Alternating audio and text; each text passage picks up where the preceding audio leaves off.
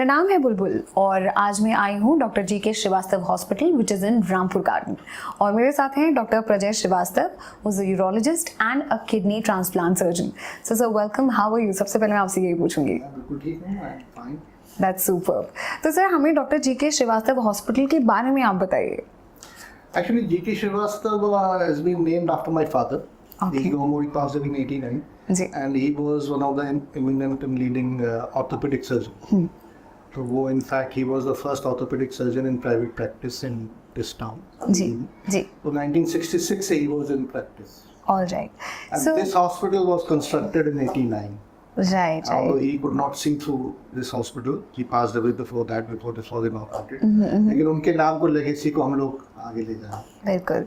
And it's a huge path which you guys have traveled 1989 से लेकर अभी तक. It's already 2023. तो सर यहाँ पे क्या क्या फैसिलिटीज हैं उसको थोड़ा एलैबोरेट करके अगर आप हमें बताएं. Actually यहाँ पे we have about 4 in-house broad specialties.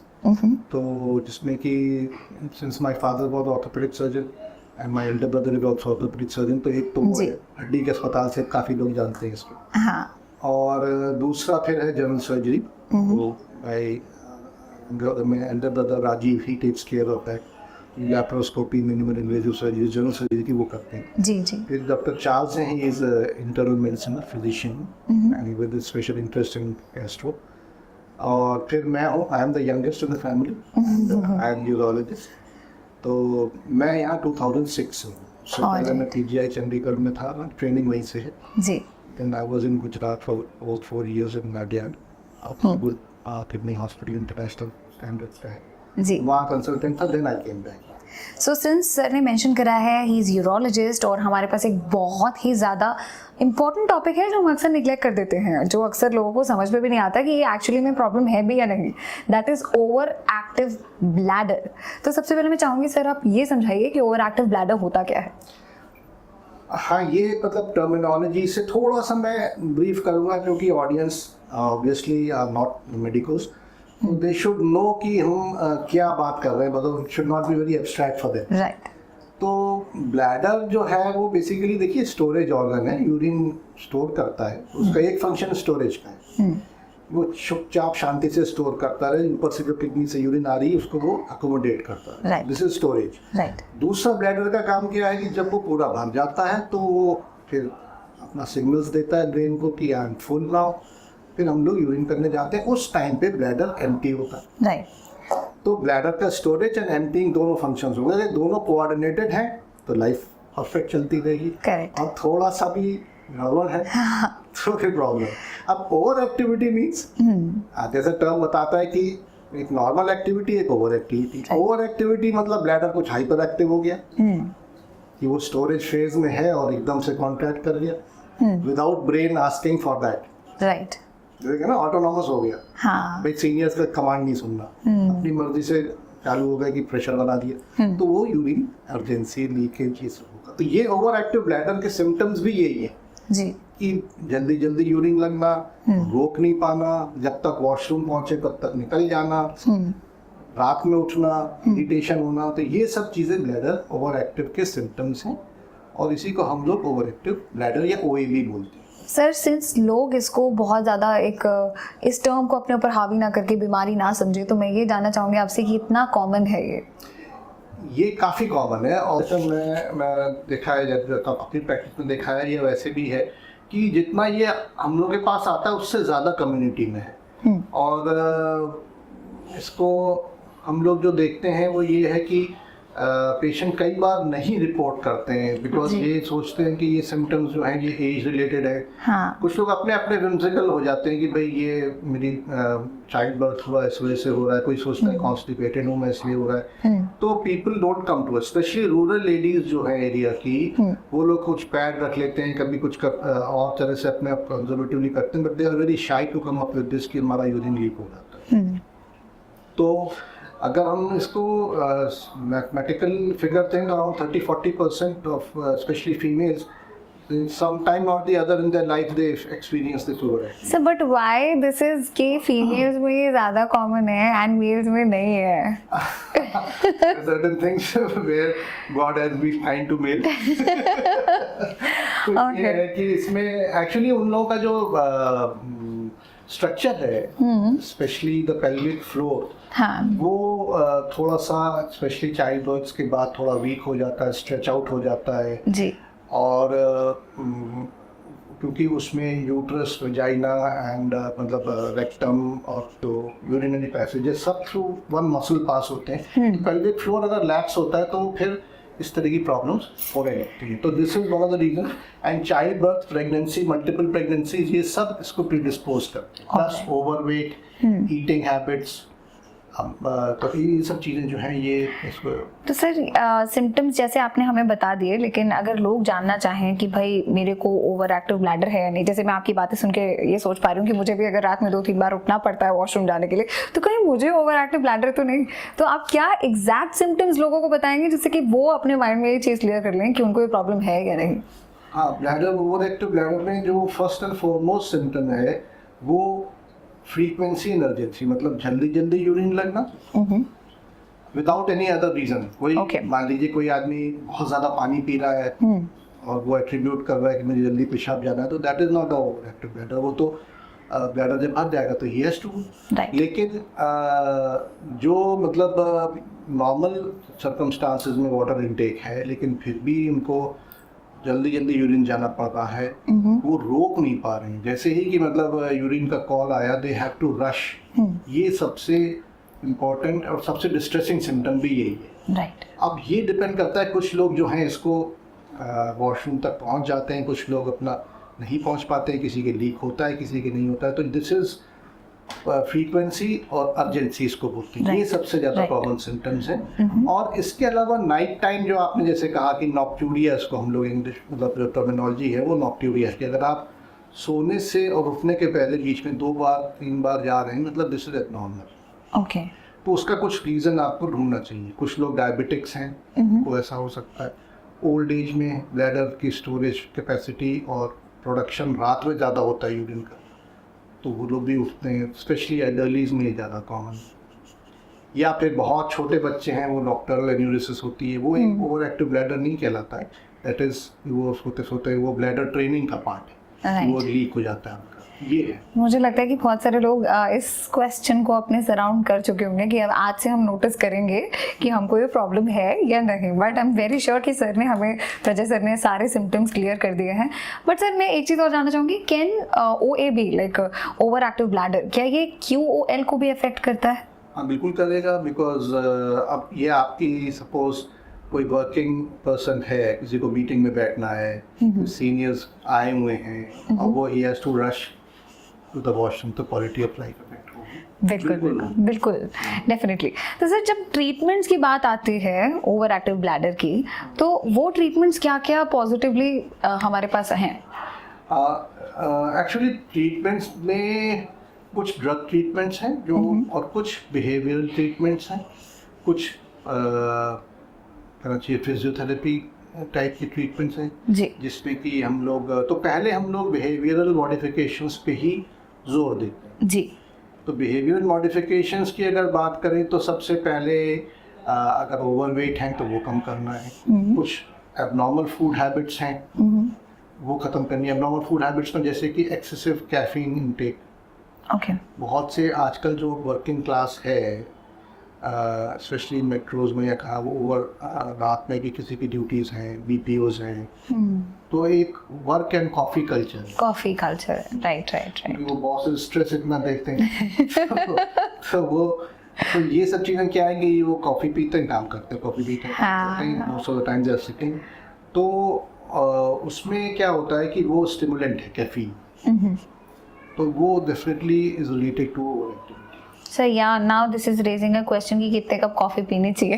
नहीं, मैं तो ये एडवाइस करूंगा 1 to 2 कप से ज़्यादा चाय या कॉफ़ी नहीं पीनी चाहिए। Alright. We should take it as a refreshing drink rather than being addicted to it कि भाई इसके बिना तो मेरा काम नहीं चल रहा है, दिमाग बंद हो गया है, I need this, वो करना। सर जैसे बिहेवियरल थेरेपी तो हमने बात कर ली, जनरल लाइफस्टाइल के क्या मेजर्स हैं जो हमारे लिए हेल्प करेंगे कि हम ये ओवर एक्टिव ब्लैडर से बचे रहें? हाँ, उसके लिए यही है कि गुड अमाउंट ऑफ एक्सरसाइज, और स्पेशली जिसको ओवर एक्टिव सिम्टम्स हो गए उनके तो फिर अदर सेट ऑफ एक्सरसाइजेज हैं। लेकिन एक जैसे कि हेल्दी योगा के जितने भी कॉमन आसन्स हैं वो हमारी बॉडी को पूरे को टोन अप करते हैं। तो जिसमें कि हमारा पेल्विक फ्लोर भी आ जाता है, जिसकी वीकनेस से भी इस तरह के सिम्टम्स होते हैं। तो वो चीज़ है। कॉन्स्टिपेशन हमको अवॉइड करना है, कॉन्स्टिपेशन नहीं होना चाहिए। और एक्सेसिव स्पाइसेस, मिर्च मसाले, ये सब भी इरिटेंट हैं, जैसे कैफीन है, और इन सबको हमको रिड्यूस करना है। प्लस स्ट्रेस, एंजाइटी नहीं, एंजाइटी तो हम लोग की लाइफ में ऐसे घुस गई है कि वो इट इज़ नॉट ईजी। लोग कहना तो आसान है कि बंद कर दो, खत्म कर दो स्ट्रेस, लेकिन you really have to work hard to get on to it. Sir everything is having stress, मतलब हम एक स्ट्रेस बलून में ऑक्यूपाइड हो गए हैं इस टाइम पर, तो to get rid of it is very difficult. So इसके लिए मैंने एक चीज़ पढ़ी थी कि there is something called behavioural diary, जो हम बनाते हैं, ब्लैडर डायरी बनाते हैं, जिससे कि मतलब ये प्रॉब्लम से हम बचे रहें। यूजुअली क्या होता है, जब पेशेंट डॉक्टर के पास जाता है तो वो फिर डॉक्टर एडवाइस करता है कि आप ये करो, और इतनी अवेयरनेस अभी नहीं है लोगों के पास कि वो खुद ही ब्लैडर डायरी बना लें। ब्लैडर डायरी बेसिकली क्या है, आप एक ऑडिट कर रहे हैं अपनी इनटेक का और आउटपुट का। तो उसमें कितने बजे आपने कितना फ्लूइड लिया, कितने बजे आपने यूरिन किया, अमाउंट कितना है, कितनी टाइम आपको अर्जेंटली रश करना पड़ा, कितनी टाइम लीक हुआ। ये बेसिकली एक आप एक डेटा कैप्चर करते हैं ब्लैडर डायरी से। राइट। उससे फिर जब आप जो फिजिशियन या यूरोलॉजिस्ट उसको देखते हैं तो they can come to a conclusion कि व्हाट इज हैपनिंग इनसाइड, कि आप बहुत ज़्यादा पानी तो नहीं पी रहे हैं, राइट, या आपकी जो ब्लैडर की कैपेसिटी है मैक्सिमम वो कितना होल्ड कर पा रही है, कितनी बॉदरसम आपको कितना है, कितनी बार लीक हुआ, आपके ग्रेड ओवर एक्टिविटी का उससे मतलब बेसिकली एक ब्लूप्रिंट हो गया जो प्रिपेयर करता है पेशेंट जस्ट बिफोर। सेग्रीगेट कर सकते हैं कि कितना सिवियरिटी ऑफ सिम्टम्स, उससे ये भी पता चल सकता है कि what is actually happening behind the curtain, कहाँ पे फॉल्ट हो सकता है, you can pinpoint it. Okay.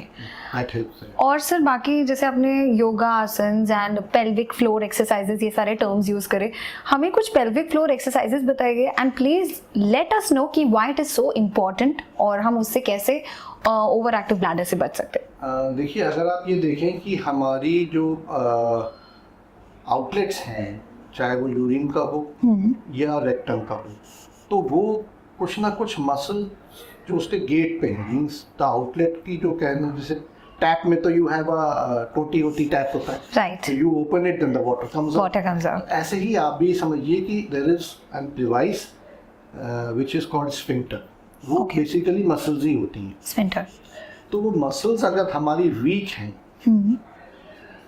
तो क्या होगा कि जब भी कभी कोई प्रेशर अंदर से बढ़ा, से फॉर एग्जांपल आपने कॉफ किया या एब्डोमेन में प्रेशर, आपने वे बच्चे को उठाया, या एकदम जोर से छींक आ गई या आपने बहुत जोर से हंसे, तो क्या हुआ कि आपका ब्लड एब्डोमेन में प्रेशर रेज हो गया। राइट। और अगर आपका आउटलेट का मसल वीक है तो यूरिन लीक हो जाएगा। इसको बोलते हैं स्ट्रेस इनकॉन्टिनेंस। ये stress basically not the mental stress, ये बेसिकली एब्डोमेन में जब प्रेशर हाई हो गया तो वो लीक हो गया। तो इसलिए अगर हमारी मसल स्ट्रांग है, राइट, फ्लैबी नहीं है, तो मसल कैसे स्ट्रांग करेंगे, वही पेल्विक फ्लोर एक्सरसाइज है, जिससे आप बाकी मसल्स को जिम करते हैं टोन अप हो जाती है। और इंस्ट्रक्टर कहता है कि आप प्रोटीन खाओ, ये करो, तो आपकी मसल की जो फ्लैबीनेस कम हो जाती, तो वही चीज हमको वहाँ करनी है। ओवरवेट में क्या होता है, फैट बीच में मसल्स के अंदर आ जाती है, मसल्स को वीक कर देती है। तो आप एक्टिविटी, क्योंकि वो वाली पेल्विक फ्लोर की हम लोग मसल्स को कभी यूज नहीं करते, right, they are not the part of our gym training. तो इसलिए उसको लोगों को अवेयरनेस ही नहीं होती कि पेल्विक फ्लोर की मसल्स को कैसे कॉन्ट्रैक्ट करना है। ये डेमोन्स्ट्रेशन इसके there is another field of physiotherapy which tackles only pelvic floor exercise. Okay. It's a Alright. vast हाँ, it's a vast subject. So मुझे लगता है कि important है, ये हमें समझ में आ गया है. पेल्विक फ्लोर एक्सरसाइज करनी कैसे है, ये मैं सोचता हूँ कि हर डॉक्टर को टाइम देना चाहिए, करीब 15-20 मिनट अच्छे से समझाने के लिए. Plus he should be convince कि पेशेंट ठीक से कर रहा है नहीं कर रहा है, तो फायदा नहीं होगा. जी जी जी. और मुझे लगता है हर एक इंडिविजुअल के लिए डॉक्टर से इंडिविजुअली समझना बहुत इम्पोर्टेंट है. तो उसमें अगर मैं आपको बताऊं कि हाउ टू असेस इट, या घर पे भी जो लोग बैठे हैं या जो लोग ये इंटरव्यू हमारा सुन रहे हैं या देख रहे हैं, तो उनको अपने आप पता चल जाए कि हम ठीक से कर रहे हैं कि नहीं कर रहे हैं. जी.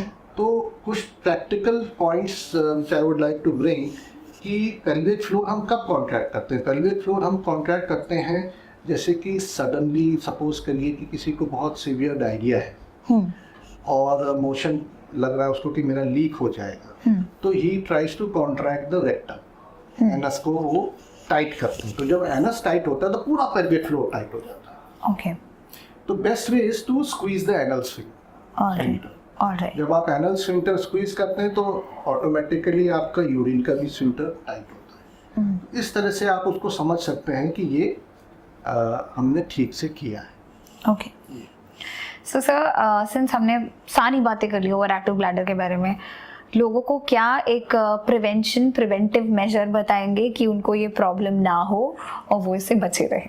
हाँ, प्रिवेंटिव मेजर्स में वही 3-4 बातें हैं. Lifestyle modification. जी. आपको अगर ओवरवेट है तो वेट रिडक्शन है. Excessive caffeine, coffee, alcohol, correct, ये जितनी भी चीज़ें हैं, मिर्च मसाला बहुत मॉडरेशन में, not very heavy on spices, ये सब करना है. Plus adequate sleep. हाँ, बहुत ज़्यादा हरी भरी एंड करी नहीं होना है, तो उसमें आपका ये रहेगा.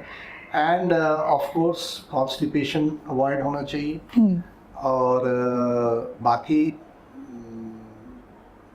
रिलैक्स्ड लाइफ लीड करनी चाहिए, या ज़बरदस्ती किसी भी नेचर के कॉन को आपको पोस्टपोन नहीं करना है कि यूरिन बहुत देर रोक रहे हैं. हाँ. या ज़बरदस्ती किसी भी अर्ज को कम कर रहे हैं. दूसरी चीज़ है कि आपको अपने ब्लैडर को ट्रेन करना है. अगर भाई ये किसी को हो रहा है तो ही शुड, एक तो ये प्रिवेंटिव मेजर में तो यही हो गया, लेकिन अगर होने के सिम्टम्स कुछ आ रहे हैं तो ब्लैडर ट्रेनिंग के लिए अपने टारगेट सेट करने हैं कि ठीक है, अभी मुझे जैसे ही यूरिन लगेगी आई स्क्वीज माई रेक्टम, उसको रोकूंगा मैं. फिर मैं देखता हूँ कि मैं 15 सेकंड रोक पा रहा हूँ, या अपना माइंड डाइवर्ट कर लेता हूँ. कई बार ऐसा होता है. राइट. तो वो एक वेव आती है प्रेशर की, अगर वो अब खत्म हो गई तो फिर आपको सिम्टम्स भी खत्म हो जाते हैं. राइट. इस तरह से आपको अपने ब्लैडर को ट्रेन करना है. राइट. तो हमें लगता है कि हम ये ओवर एक्टिव ब्लैडर कम्प्लीटली समझ चुके हैं. मेरे साथ हैं अभी doctor Prajay Srivastava, who is a urologist.